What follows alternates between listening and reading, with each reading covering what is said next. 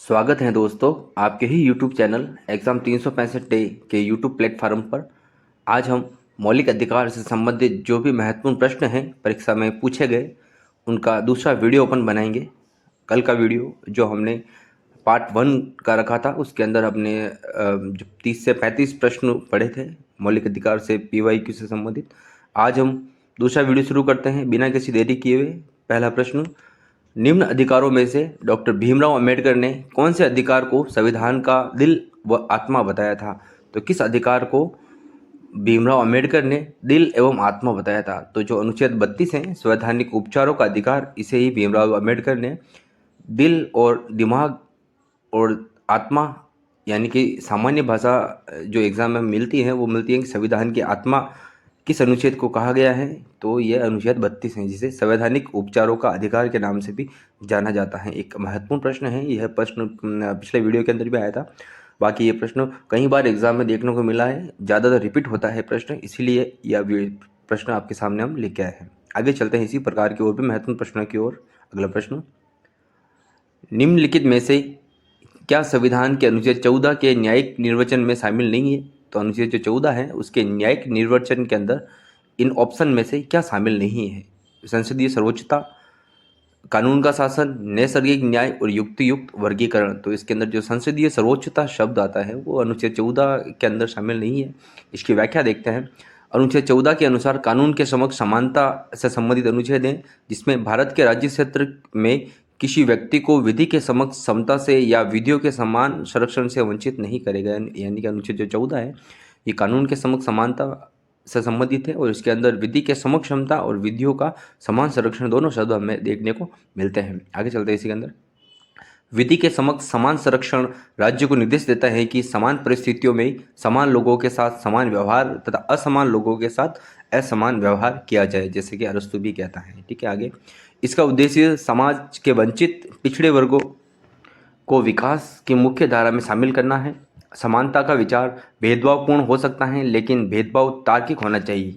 ठीक है, यह अनुच्छेद 14 कहता है और इसके अंदर ही जो नैसर्गिक न्याय है, इसका जो सिद्धांत है ये अनुच्छेद 14 के अंदर ही निहित है। तो यह भी अच्छा प्रश्न बनता है कि नैसर्गिक न्याय का जो सिद्धांत है मौलिक अधिकारों में से किस अनुच्छेद से संबंधित है या किस में निहित है? तो अनुच्छेद 14 काफ़ी इंपॉर्टेंट रहता है। समानता का अधिकार अक्सर एग्जाम में पूछा जाता है। 14, 15, 16, 17 जो है ये 18 तक, 14 से 18 समानता के अधिकार आते हैं और सभी इंपॉर्टेंट है। फिर 19 से स्वतंत्रता के अधिकार शामिल हो जाते हैं। ठीक है, ये एक अच्छा प्रश्न है। अगला, किस वाद के निर्णय में उच्चतम न्यायालय ने यह संस्थापित किया कि मूल अधिकार एवं राज्य के नीति निर्देशक तत्वों के मध्य सामंजस्य व संतुलन संविधान के मूल ढांचे की आवश्यक विशेषता है? यानी कि किस वाद के अंतर बताया गया था कि जो मूल अधिकार और राज्य के जो नीति निर्देशक तत्व हैं इन दोनों के मध्य सामंजस्य और संतुलन, और यह जो है ये संविधान के मूल ढांचे के लिए अति आवश्यक विशेषता है। तो यह जो मिनर्वा मिल्स का वाद था 1980, उसके अंदर यह बात कही गई थी। इसकी व्याख्या देखते हैं कि 42वें संविधान संशोधन द्वारा अनुच्छेद 31 ग में संशोधन कर सभी निर्देशक तत्वों को मूल अधिकारों पर प्राथमिकता प्रदान की गई थी। लेकिन जो मिल्वा मिल्स बनाम भारत संघ का जो वाद था 1980 का, उसके अंदर 42वें संविधान संशोधन द्वारा अनुच्छेद 31 ग में जोड़े गए जो प्रावधान थे उसको असंवैधानिक घोषित कर दिया गया था और न्यायालय ने कहा कि इसमें संविधान का मूलभूत ढांचा नष्ट होता है। ठीक है, तो मिनर्वा मिल्स जो वाद है 1980 में उच्चतम न्यायालय ने कहा कि दोनों एक दूसरे के पूरक है तथा दोनों एक दूसरे से कम नहीं है।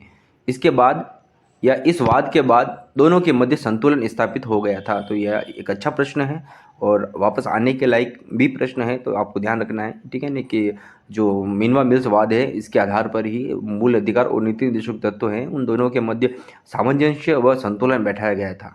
ठीक है, और उससे पहले क्या किया था? उससे पहले जो है नीति निर्देशक तत्वों को मूल अधिकारों पर प्राथमिकता प्रदान कर दी गई थी और इस वाद के बाद दोनों में वापस सामंजस्य बैठा दिया गया था। एक अच्छा प्रश्न। इसी प्रकार का और भी महत्वपूर्ण प्रश्न आपको वीडियो के अंदर मिलते रहेंगे। वीडियो को आप आराम से आप स्पीड अपनी सुविधा के अनुसार कर सकते हैं आगे पीछे। वीडियो को पूरा देखिए, अंत तक देखिए, जिससे आपको मूल अधिकारों से संबंधित महत्वपूर्ण PYQs आपको मिलेंगे। और जो वीडियो ज़्यादा लंबा नहीं रहेगा, 25 से लेकर 30 मिनट के बीच के ही वीडियो रहते हैं PYQ के। मूल अधिकारों से 2-3 जितने भी वीडियो बनते हैं वो वीडियो हम आपको बना कर देंगे। आगे चलते इसी कड़ी में। 44वें संवैधानिक संशोधन के पश्चात निम्न में से कौन सा मौलिक अधिकार नहीं है? तो 44वें जो संविधान संशोधन हुआ था उसके बाद ये जो 4 ऑप्शन है उसके अंदर कौन सा जो मौलिक अधिकार है ये नहीं आता है। तो आपको पता है कि जो संपत्ति का अधिकार है इसको हटा दिया गया था। बाकी स्वतंत्रता का अधिकार, शोषण के विरुद्ध अधिकार और समानता का अधिकार, ये तीनों मूल अधिकार है। और जो संपत्ति का अधिकार है इसे अभी विधिक अधिकार माना जाता है और ये 300 का जो आर्टिकल है उसके अंतर्गत आते हैं। बाकी ये जो सभी हैं ये मूल अधिकारों के जो अनुच्छेद है उसके अंतर्गत ही हम इसको पढ़ते हैं। आगे चलते हैं अगले प्रश्न की ओर। इसकी व्याख्या है अनुच्छेद 31 संपत्ति का अधिकार वर्तमान जो स्थिति क्या है ये देखते हैं अपन कि 44वें संविधान संशोधन अधिनियम 1978 के द्वारा मोरारजी देसाई सरकार ने मूल अधिकारों में से संपत्ति के अधिकार को भाग 3 में अनुच्छेद 19(1) तथा अनुच्छेद 31 को निरसित कर दिया तथा भाग जो 12 में अनुच्छेद 300 जो क है उसके तहत संपत्ति के अधिकार को कानूनी अधिकार बना दिया है, जैसे कि हमने भी बात करी थी, जिसके तहत कोई भी व्यक्ति कानून के बिना संपत्ति से वंचित नहीं किया जा सकता। हालांकि भाग 3 में संपत्ति के अधिग्रहण पर मुआवजे का भी अधिकार होगा। ठीक है, इसके लिए जो प्रावधान है, पहला कि जब राज्य किसी अल्पसंख्यक शिक्षण संस्थान की संपत्ति का अधिग्रहण करे अनुच्छेद 30 के अंतर्गत और कृषि योग्य भूमि का अधिग्रहण किया जाए तो सरकार को इसका मुआवजा देना होगा, जो अनुच्छेद 31 का कहता है। ठीक है, तो ये जो संपत्ति के अधिकार है उससे संबंधित व्याख्या है, आपको ध्यान रखनी है कि अभी ये 300 क के अंतर्गत आता है संपत्ति का अधिकार। ठीक है, आगे चलते हैं अगले प्रश्न की ओर। निम्नलिखित में से कौन एक अधिनियम या कौन सा अधिनियम भारतीय संविधान की धारा 34 के अंतर्गत बनाया गया था? तो भारतीय संविधान की धारा जो 34 है उसके तहत जो है ये दी armed forces special power act बनाया गया था। ठीक है, नेट के अंदर पूछा गया प्रश्न और अच्छा लेवल का प्रश्न है। अगला प्रश्न, उच्चतम न्यायालय द्वारा सेल्वी मामले में दिए गए निर्णय 2010 का जो स्टेटमेंट था उसमें निम्नलिखित में से किस अधिकार को मान्यता प्रदान की गई थी? तो जो मानसिक निजता का अधिकार है उसको मान्यता प्रदान की गई थी। ये नेट के अंदर आया हुआ प्रश्न और बहुत ही अच्छा प्रश्न है। ठीक है, जिसमें जो सुप्रीम कोर्ट है उसका जो सेल्वी वाद था उससे संबंधित प्रश्न है, 2010 का था, जो मानसिक निजता के अधिकार से संबंधित स्टेटमेंट सुप्रीम कोर्ट ने दिया था। इस प्रकार के जो वाद के प्रश्न होते हैं अक्सर एग्जामों में पूछे जाते हैं। तो सुप्रीम कोर्ट के जितने भी वाद होते हैं मूल अधिकारों से संबंधित आपको सारे ही याद करने हैं। ठीक है, आगे चलते हैं अगले प्रश्न की ओर। महत्वपूर्ण प्रश्न आएगा आगे। निम्नलिखित में से किस मामले में भारत के उच्चतम न्यायालय ने कार्यस्थलों में कामकाजी महिलाओं के यौन उत्पीड़न की रोकथाम हेतु व्यापक दिशा निर्देश प्रदान किए थे? ठीक है, तो इसका ऑप्शन उत्तर होगा विशाखा बनाम जो राजस्थान राज्य या अन्य है, ये विशाखा बनाम राजस्थान राज्य जो वाद था उसके अंदर जो भारत का जो उच्चतम न्यायालय है उसने कार्यस्थलों में कामकाजी जो महिलाएं हैं उनके यौन उत्पीड़न की रोकथाम के लिए व्यापक दिशा निर्देश दिए थे। तो आपको ध्यान रखना है कि जो विशाखा बनाम राजस्थान वाद हैं यह महिलाओं के यौन उत्पीड़न की रोकथाम से संबंधित वाद है और काफ़ी महत्वपूर्ण वाद हैं। अक्सर एग्जामों में ये प्रश्न पूछा जाता है, कई बार रिपीट हुआ है, तो जो भी प्रश्न बार बार रिपीट हुआ है उसको गलत नहीं होना चाहिए किसी भी हाल में आपके। आगे चलते हैं। निम्नलिखित में से किस अधिनियम को भारतीय संविधान के अनुच्छेद 33 के अंतर्गत पारित नहीं किया गया है? तो 33 जो अनुच्छेद 33 के अंतर्गत सीमा सुरक्षा बल अधिनियम को पारित किया गया है, पुलिस बल अधिकारों का जो निबंधन अधिनियम है उसको भी पारित किया गया है और सैन्य अधिनियम को भी पारित किया गया है। बाकी ये जो सशस्त्र बल विशेष अधिकार अधिनियम है ये इससे संबंधित नहीं रहता है। ठीक है, तो ये जो 3 अधिनियम है इसके अंतर्गत जो पारित किए गए हैं, अब ध्यान रखिएगा, सीमा सुरक्षा बल अधिनियम 1950, पुलिस बल अधिनियम 1966 और सैन्य अधिनियम 1950 जो हैं ये तीनों ही भारत के संविधान के अनुच्छेद 33 है उसके अंतर्गत पारित किया गया है। अच्छा प्रश्न है, नेट के प्रश्न है, तो पॉलिटी से संबंधित जो नेट के महत्वपूर्ण प्रश्न हैं वो भी आपके सामने प्रस्तुत किए जा रहे हैं। स्कूल व्याख्याता, स्टेट एग्जाम, सेंट्रल एग्जाम, जितने भी जो भी चैप्टर से संबंधित पीवाईक्यूज होते हैं वो सभी आपको 25 से 30 मिनट का जो वीडियो बनता है उसके अंतर्गत बताए जाते हैं। अगले प्रश्न की ओर चलते हैं। भारत में रहने वाले विदेशियों के लिए निम्नलिखित में से कौन से अधिकार उपलब्ध हैं? ठीक, तो भारत के अंदर रहने वाले जो विदेशी हैं उनके लिए कौन से अधिकार उपलब्ध हैं? ये देखिए, शिक्षा का अधिकार उनके लिए है, शिक्षा ले सकते हैं। आवागमन की स्वतंत्रता उनके लिए नहीं है।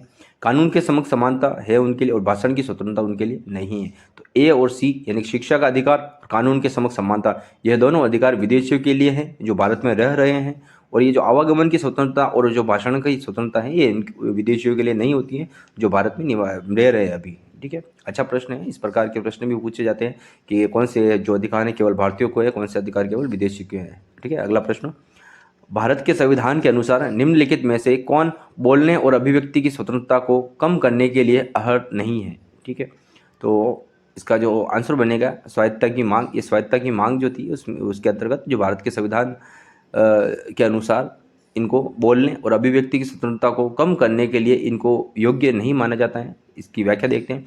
अनुच्छेद 19(2) के तहत राज्य वाक और अभिव्यक्ति की स्वतंत्रता पर निम्न आधारों पर जो प्रतिबंध लगाता है उसके अंदर भारत की एकता और संप्रभुता, राज्य की सुरक्षा, विदेशी राज्यों से मित्रवत संबंध, न्यायालय की अवमानना, सार्वजनिक आदेश, शिष्टाचार, सदाचार, किसी अपराध में संलिप्तता, ये सभी जो होते हैं इन सभी आधारों पर प्रतिबंध लगाए जाते हैं। बाकी जो स्वायत्तता की मांग जो ऑप्शन के अंदर दे रखा है इस आधार पर कोई प्रतिबंध नहीं लगता है, तो ये ऑप्शन इसका आंसर बन जाता है। आगे, निम्नलिखित में से कौन सी रीट अवर न्यायाधिकरण के लिए जारी की जाती है? यानी कि ये जो 4 रीट हैं इसमें कौन सी रीट अवर न्यायाधिकरण के लिए जारी की जाती है जिसने अपने अधिकार क्षेत्र का प्रयोग करने से मना किया है? ठीक है, तो जो परमादेश है, परमादेश से संबंधित ये प्रश्न है। इसकी व्याख्या देखते हैं। इसका शाब्दिक अर्थ है कि हम आदेश देते हैं। परमादेश का अर्थ होता है कि हम आदेश देते हैं। इसके तहत न्यायालय किसी संस्था, सरकारी अधिकारी, सरकार अधीनस्थ न्यायालयों के विरुद्ध अपने निर्धारित कार्यों को नहीं करने पर जारी किया जाता है। अर्थात इस रीट का प्रयोग ऐसे अधिकारी को आदेश देने के लिए किया जाता है जो सार्वजनिक कर्तव्यों को करने से मना करे या इसकी उपेक्षा करे कर्तव्यों की। ठीक है, तो इसके बारे में नोट है कि परमादेश याचिका जारी नहीं की जा सकती है। किन किन के विरुद्ध? तो राष्ट्रपति और राज्यपाल के विरुद्ध जारी नहीं की जाती है। निजी व्यक्तियों और इकाई के विरुद्ध और जो गैर संवैधानिक विभाग होते हैं उनके विरुद्ध परमादेश की याचिका जो है ये नहीं जारी की जाती है। ठीक है, तो राष्ट्रपति और राज्यपाल, निजी व्यक्तियों और इकाइयों के विरुद्ध और गैर संवैधानिक विभागों के विरुद्ध कभी भी परमादेश याचिका जारी नहीं की जाती है। तो इन जो तथ्य है इनका भी आपको ध्यान रखना है। आगे चलते हैं अगले प्रश्न की ओर। निम्नलिखित में से किस वाद में भारतीय सर्वोच्च न्यायालय ने कहा कि मौलिक अधिकार और राज्य के नीति निर्देशक सिद्धांत दोनों समान रूप से महत्वपूर्ण हैं और एक दूसरे के लिए त्याग नहीं किया जा सकता है? एक को दूसरे के लिए त्याग नहीं किया जा सकता, यानी एक को दूसरे के लिए छोड़ा नहीं जा सकता है, दोनों को एक माना गया है, दोनों में सामंजस्य स्थापित किया गया है, तो संतुलन बैठाया गया है। यह प्रश्न हमने अभी पिछले प्रश्न के अंदर पढ़ा था। तो मिनर्वा मिल्स जो बना भारत संघ 1980 का वाद है उससे संबंधित ये प्रश्न है। नेट के अंदर ये प्रश्न पूछा गया तो आपको PYQ देखने से पता चलता है कि कौन से प्रश्न कितनी बार पर रिपीट होते हैं। इसीलिए हम एक प्रश्न अगर आया हुआ प्रश्न को वापस इसलिए देते हैं कि उससे पता आइडिया लग जाता है कि कौन सा प्रश्न ज़्यादा बार रिपीट हो रहा है। ठीक है, अगला प्रश्न, मौलिक अधिकार के रूप में संपत्ति संबंधी अधिकार निरस्त कर दिया गया था। तो संपत्ति से संबंधित जो अधिकार है ये 44वें संविधान संशोधन के समय निरस्त कर दिया गया। उसमें मोरारजी देसाई की सरकार थी भारत के अंदर। ठीक है, उस समय इसको जो मूल अधिकारों से हटाकर अनुच्छेद 300 क के तहत विधिक अधिकार बना दिया गया था। तो यह प्रश्न भी आया हुआ है। हालांकि प्रश्न मौलिक अधिकारों से हर एग्जाम में पूछे जाते हैं, पर जो सामान्य प्रश्न होते हैं और जो सामान्य एग्जाम भी होते हैं उनके प्रश्न हम लेके नहीं आए। हम नेट, असिस्टेंट प्रोफेसर, स्कूल व्याख्याता, सेकंड ग्रेड टीचर, जो बड़े बड़े एग्जाम होते हैं उन्हीं के PYQ वीडियो बना रहे हैं, जिससे क्या होता है आइडिया लगे कि RPSC बड़े एग्जामों में किस प्रकार के प्रश्न पूछ रहा है। ठीक है, आगे चलते हैं अगले प्रश्न की ओर। सुमेलित करना है। RS 2012 का प्रश्न है, एक तरफ है ऑप्शन। ठीक है, मिलान करते हैं। शोषण मुक्त मानवीय गरिमा के साथ जीना यह किस अनुच्छेद के अंतर्गत है? तो यह 21 के अंतर्गत आता है। उसके बाद अंतःकरण की स्वतंत्रता यह 25 के अंतर्गत आता है। प्राकृतिक जो न्याय है यह हमें 14 के अंदर मिलता है। नैसर्गिक न्याय, प्राकृतिक न्याय अभी पढ़ा था हमने। और लोक नियोजन में अवसर की जो समानता है यह अनुच्छेद 16 के अंदर मिलता है आरक्षण से संबंधित। तो ये इसका मिलान होता है। तो A का 3 हो जाएगा, B का 4, C का 1 और D का 2। इस प्रकार से उत्तर बनेगा। C जो स बनता है वो इसका आंसर बनता है। तो सामान्य सा प्रश्न है जिसके अंदर अनुच्छेद दे रखे हैं और दूसरी तरफ जो मूल अधिकार है उसका मिलान करना है आपको। ठीक है, इस प्रकार के प्रश्न एग्जाम में अक्सर पूछे जाते हैं। मिलान से संबंधित, कथन से संबंधित प्रश्न भी पूछे जाते हैं। ठीक है, आगे चलते हैं अगले प्रश्न की ओर। निम्नलिखित में से भारतीय संविधान का सर्वाधिक महत्वपूर्ण अनुच्छेद कौन सा है? तो अनुच्छेद 32, संवैधानिक उपचारों का अधिकार, जिसे भीमराव अंबेडकर ने संविधान की आत्मा भी कहा था।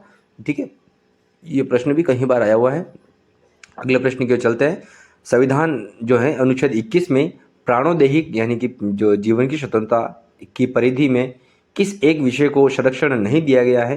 तो इसमें जो 4 ऑप्शन है इसमें 3 को संरक्षण दिया गया है और 1 को नहीं दिया गया है, उसका आपको पहचान करनी है। तो अच्छे स्वास्थ्य का अधिकार की बात होती है, बंधुआ मजदूर प्रथा से मुक्ति और पुनर्स्थापना का अधिकार की भी बात होती है, बोनस व महंगाई भत्ते पर दावे का अधिकार, इस प्रकार की कोई बात मूल अधिकारों के अंतर्गत नहीं होती है और स्पेशल 21 के अंतर्गत तो होती ही नहीं है।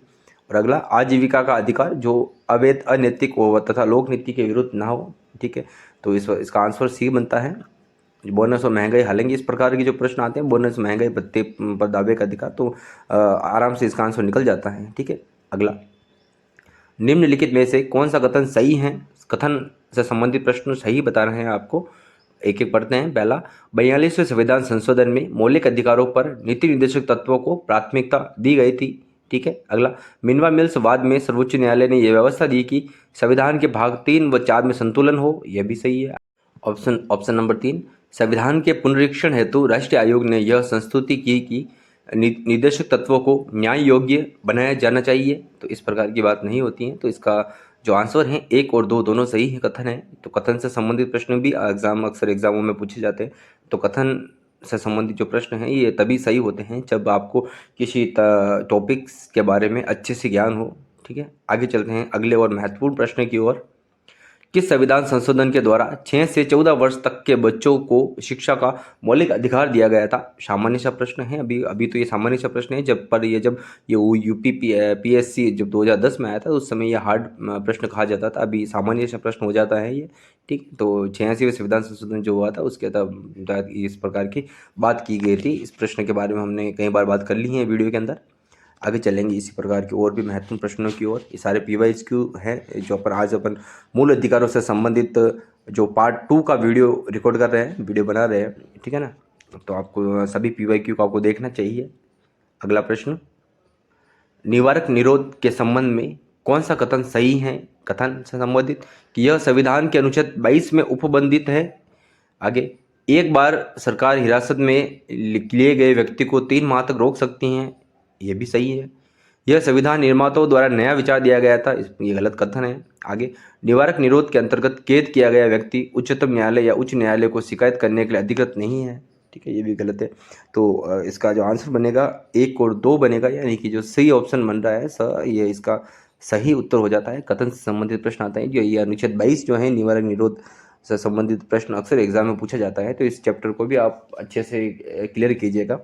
ठीक है, अभी हम किसी भी चैप्टर के बारे में अच्छे से डिटेल में चर्चा नहीं करेंगे। अभी केवल और केवल PYQ के ऊपर ही बात करते हैं। इसकी जो व्याख्या दे रखी है उसको जरूर पढ़ेगी अपन।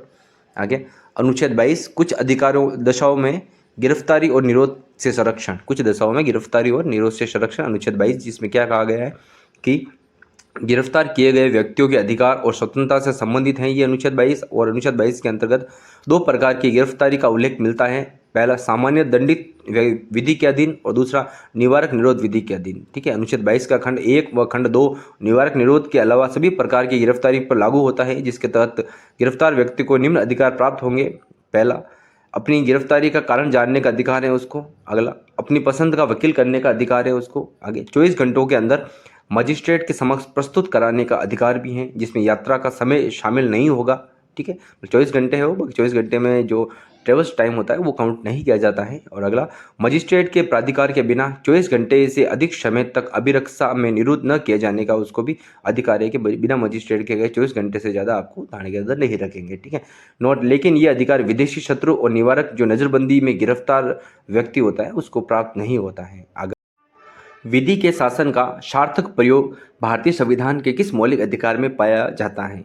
ठीक है, विधि के अधिकार का या विधि के शासन का सार्थक प्रयोग, तो समानता का जो अधिकार है उसी में अपन पढ़ते हैं कि विधि का समान संरक्षण। और ठीक है, विधि की समानता, विधि कानूनों का समान संरक्षण, ये बात अपन अनुच्छेद 14 जो है उसके अंतर्गत ही पढ़ते हैं। तो समानता का अधिकार इसका सही उत्तर रहेगा। ठीक है, विधि के समक्ष समानता और विधियों का समान संरक्षण दोनों अपन पढ़ते हैं। अगला प्रश्न, भारत के संविधान का कौन सा अनुच्छेद अल्पसंख्यकों के हितों के संरक्षण से संबंधित है। तो अल्पसंख्यकों के हितों के संरक्षण से संबंधित जो अनुच्छेद है ये 29 है। तो 29 और 30 दोनों अपन इन्हीं से संबंधित पढ़ते हैं।